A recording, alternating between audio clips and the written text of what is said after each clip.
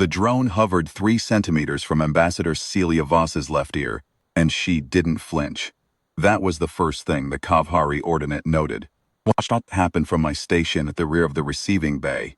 A narrow console seat bolted to the bulkhead of the GSV Covenant Reach. Our diplomatic frigate still locked to the Ordinate's platform clamps. While the formal exchange took place across the gangway, I had a direct sight line through the glass panel. I kept my comms channel open and my voice quiet, feeding status updates back to Captain Orlon on the bridge, and I watched the drone hold its position beside Voss's ear for what the Ordinate would hear on its scribed filed report as an anomalous pause of 11.4 seconds. The Kavhari Ordinate had been classifying species for 600 years. That was not a boast. It was simply what they did. Every civilization that had ever sat across a table from an Ordinate assessor had been indexed within the first 8 minutes of contact. Physiology, resource dependency, social hierarchy, threat posture or submission posture, dominant emotional driver, preferred conflict resolution mode, 7 categories. Every known species fit one. The Ordinate did not make policy until a species was classified. They did not trade, form treaties, or admit observers to their regulatory assembly. Classification was not a step in the process. Classification was the process. Everything else followed from it. We had known this going in. What we had not fully accounted for was what happened when the drones stalled. There were 6 of them, palm-sized, copper-shelled, drifting at chest height in a loose formation around our delegation. Voss stood at the front, flanked by Attaché Reyes and Dr. Coln, our xenobiologist. Behind them, 2 enlisted ratings from the honor detail, standing at parade rest. The drones had run their initial pass, without issue, biometrics, chemical signature, standard scan. That wasn't where they stalled. They stalled on posture.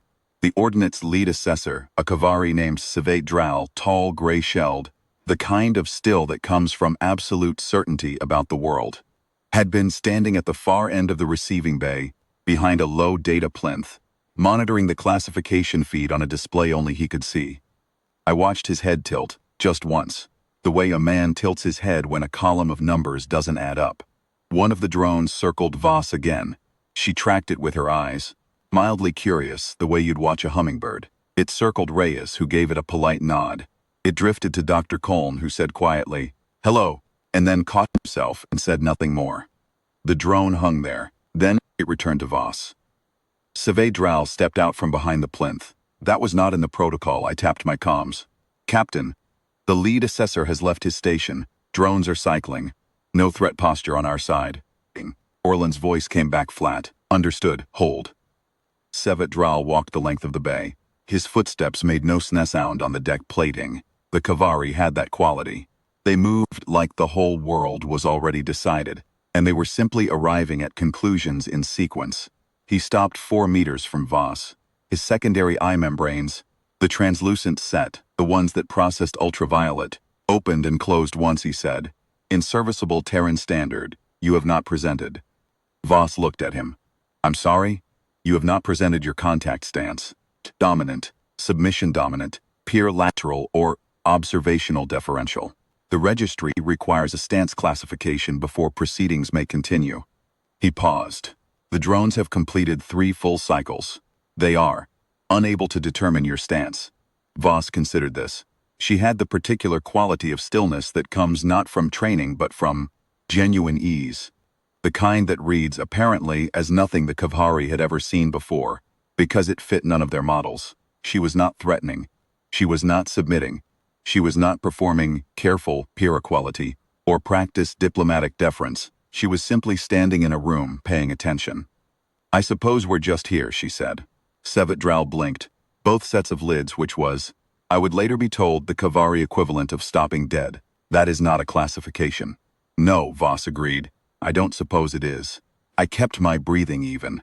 On my display, I could see the Ordinate's classification feed. They hadn't locked it from our systems, possibly because no species had ever thought to look at it during a contact proceeding. The 37 category fields were open. All 37 were blank. Savate Dral returned to his plinth. He stood there for a long moment with his back to us, and I could see, even through the glass, even from that distance, the particular quality of a being confronting a gap in something they had believed was complete. He turned back. "We will require," he said carefully, "an adjournment." Voss nodded. "Of course. Would you like some coffee while you decide?" "We brought a thermos." She said it, the way you'd offer a neighbor a cup across a fence. Doctor. Coln reached into the carry bag at his feet and produced a brushed steel thermos and 2 cups. Sevedral stared at the thermos for a long time. I do not think anyone had ever offered him anything during a classification proceeding. The offer itself was probably not in any of the 37 categories. "What is its purpose?" he asked. "It's warm," Voss said, "and it tastes good. Those are the only purposes." Another long silence. Then Sevedral reached out with one gray-shelled hand and accepted a cup. I noted the time. 41 minutes into first contact with the Kavhari Ordinate. The most methodical, most exhaustively categorized empire in this sector of the galaxy. And their lead assessor was standing in his own receiving bay drinking Terran coffee because our ambassador had offered it with no agenda and no calculation, and no awareness, apparently, she was doing anything remarkable at all. The adjournment lasted 4 days. When proceedings resumed, Sevedral arrived with 3 junior assessors and a much longer data plinth.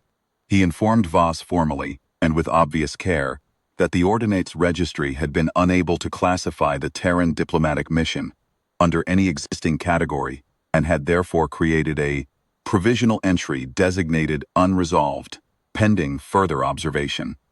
He said this the way a structural engineer might say that the building they inspected defied the standard load-bearing models. Not with hostility, not with wonder exactly, with the specific unease of a person who understands that something they trusted completely has just revealed a limit. "Is that acceptable to your mission?" he asked Voss. "It's honest," she said. "We can work with honest." The integration proceedings were postponed. Not cancelled, postponed, pending classification. The Ordinate could not do otherwise. It was not bureaucratic obstruction so much as genuine structural inability. You could not build a regulatory relationship with a species that had no place in the registry. The framework didn't allow it. They would have to rewrite a portion of the framework, and that, Sevedral told us, would take time. He did not say. What I pieced together later from the comms intercepts our signals team had been quietly logging was that the Ordinate Senior Council had been in session for all 4 days of the adjournment, and that the session had not been calm. 600 years of successful classification. 37 categories covering 112 known civilizations. Not one unresolved entry in the entire history of the registry. Until us. Not because we were powerful. Not because we were armed. Though the Covenant Reach had plenty of options if it came to that. Because we had walked into the most methodically organized first contact proceeding in the known galaxy and simply been ourselves, curious, at ease, offering coffee, paying attention without agenda, and the drones had gone around us 3 times looking, something to file and found nothing that fit. One junior assessor, young by Kavhari standards, softer-shelled than Sevedral, quality of attention that read almost as eagerness, was assigned to continue observation of the Terran delegation through the adjournment period. She arrived each morning at the gangway with a data slate and stayed until the light from the system's primary faded from the docking bay windows. By the 3rd day, she had tried the coffee. By the 4th, she was bringing questions. Not classification questions, just questions. Did we eat? What did our ship sound like from inside? Did we dream? Voss answered all of them. She answered them the same way she did everything. Directly, without performance, with the easy patience of a person who sees no reason to be otherwise. I filed my daily reports. I noted the junior assessor's shift in demeanor. I noted that she had stopped logging our answers on her data slate and had begun simply listening. I noted that 14 months later, when I last checked, the Kavhari Ordinate's registry still listed humanity under unresolved, pending further observation. I have thought about that a great deal. Every empire we had ever encountered had eventually decided what we were. Threat, asset, curiosity, inferior, superior. Something they could price, position, manage, and file. The Kavhari were the first that couldn't, not because we had outrun them, not because we had outgunned them, because the machinery they used to understand the galaxy had met something it genuinely could not place. And rather than force a classification that didn't hold, their lead assessor had accepted a cup of coffee and admitted, in his own way, that the registry had a gap. In 600 years, nothing had given them a gap. We were still in it.